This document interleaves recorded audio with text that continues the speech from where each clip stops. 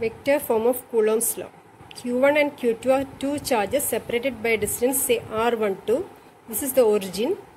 Vector from origin to Q2 is the position vector of Q2. It is named as vector r2. This is the position vector of Q1. It is named as r1. Now let us redraw this figure here. We can see that this is vector r2. On the tip of it is joined the tail of vector r12. This is the third side of the triangle. Then by triangle law we can write vector r2 plus vector r12 equal to vector r1.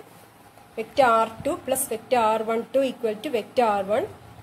Taking r2 on the other side, vector r12 is equal to r1 minus r2. So r12 is a vector from Q2 to Q1. Now let us find the force on Q1 due to Q2, force on first charge due to second. The value is 1 by 4 pi epsilon 0 Q1 Q2 by the distance r12 square into r12 cap, where r12 cap is a unit vector from Q1 to Q2. r12 cap is equal to r12 vector r12 by magnitude of vector r12. That means the magnitude of this quantity is 1 and it has the direction of r12. Now let us draw the direction of f12. So this is the direction of r12. Now the force on second charge due to first. The second charge repels the first charge in this direction. So this is the force f12. Okay, now let us draw another vector opposite to this.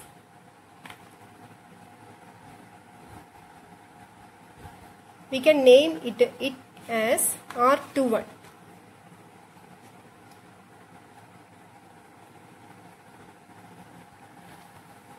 Now force on second charge due to first equal to 1 by 4 pi epsilon 0 Q1 Q2 by r12 the whole square into r12 cap.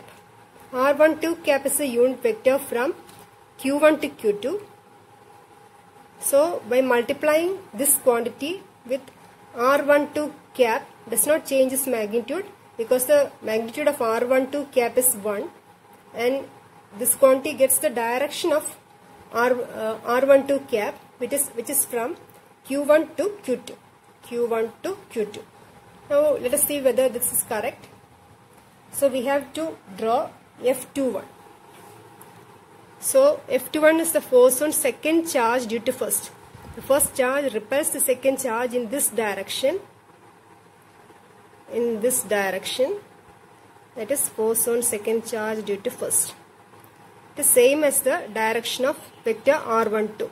So the two equations are force on first charge due to second equal to 1 by 4 pi epsilon 0 Q1 Q2 by r12 the whole square into r12 cap, and force on second charge due to first equal to 1 by 4 pi epsilon 0 Q1 Q2 by r21 the whole square into r21 cap. Vector r12 is equal to minus vector r21. That is, they are vectors in the opposite direction.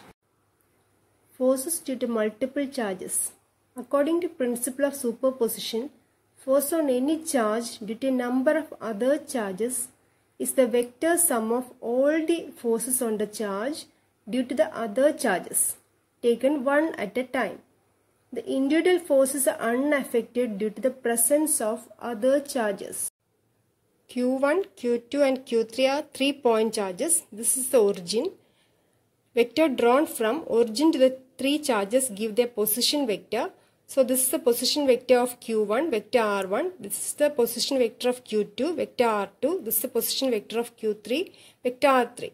Now we have to find the force on Q1 due to these 2 charges. For that, first we find the force on Q1 due to Q3. Q3 repels Q1 in this direction.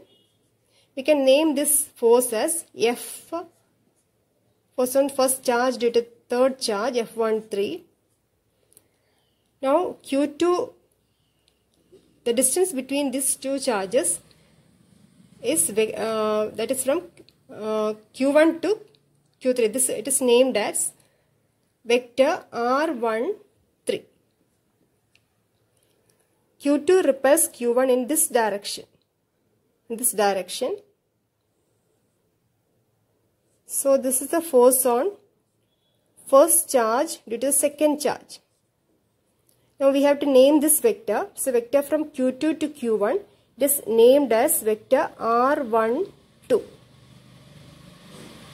Now the force on Q1 equal to vector F12 plus vector F13 equal to 1 by 4 pi epsilon 0 Q1 Q2 by distance R12 the whole square into R12 cap plus 1 by 4 pi epsilon 0 Q1 Q3 by R13 the whole square into R13 cap. Similarly, the force on a charge due to a number of other charges is the sum of the force on that charge due to all other charges taken one at a time.